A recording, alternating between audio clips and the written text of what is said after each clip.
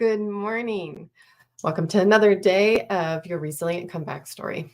Today, I want to talk about when you feel like you want to give up and you are so frustrated that things are not going the way that you thought they would go.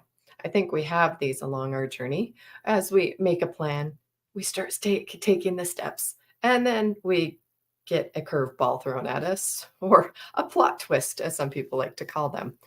Now, if you understand that life is happening for you, you can get excited about these challenges and take it as an opportunity to learn and grow. If you're not willing to see them that way, they can set you back. And sometimes the process does feel like 3 steps forward, 2 steps back, 5 steps forward, 2 steps back.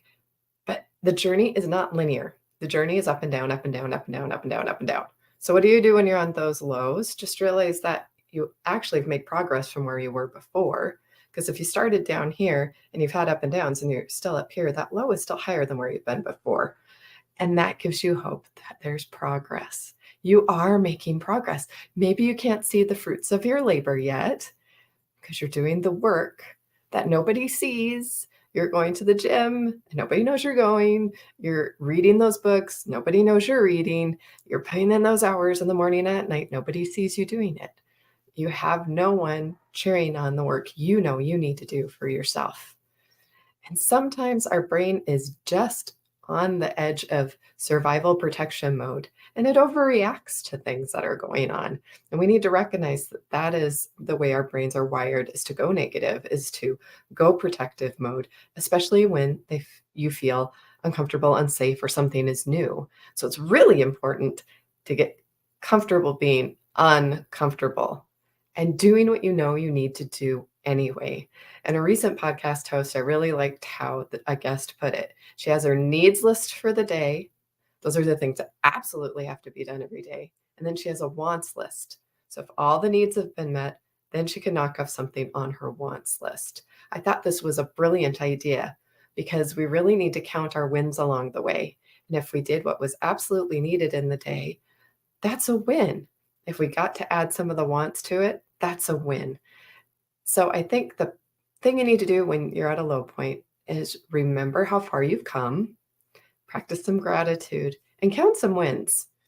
We also always need to take time in our schedule. Go look at your schedule. What did you do in the last 72 hours? Did you create enough white space? Did you take care of yourself? Did you drink enough water? Did you get enough rest?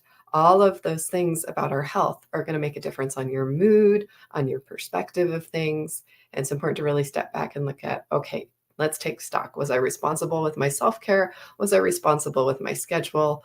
Did I set myself up for success? What can I do better next time? And as someone who faced mortality a few times, and our own family had a mortality scare and wake up call yesterday, life is short. And choose to enjoy it and choose to enjoy the journey. Create a journey you can enjoy. So remember to give yourself things to look forward to and really practice seeing the positive. You have to train your brain to do it because it wants to go negative. So you've got to get a hold of those thoughts. You're in control of your thoughts. You're in control of you. Nobody else is. Nothing else is. You control you. And that is the work. That's the work that we have to do. And that is resilience. Being at that low and knowing what things will bounce you back to where you need to be, whether that's movement, music, journal, writing, cooking, gardening, being out in nature. You know what works for you. So why aren't you doing it? Why aren't you fighting for you? That's the real question. Because if you're willing to fight for it, fight for the things you really want, fight for that progress, you must not be connected to a bigger why yet. You have to have a big enough why that it moves you to action.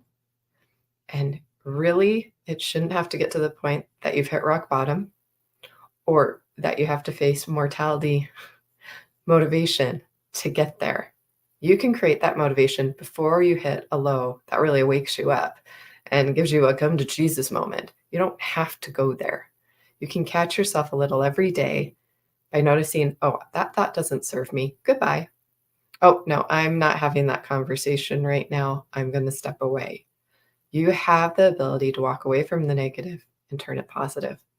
That's the amazing thing about our brains and being a human being is we have the ability to change. We have these tools, we have books, we have mentors, we have the internet.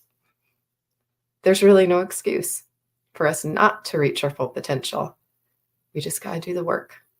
So I encourage you to do the work today.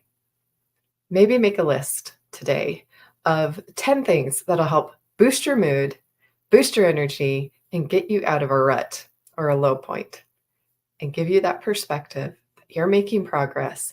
And as long as you keep moving forward, you are doing the work. I believe in you, believe in yourself. God bless. See you tomorrow.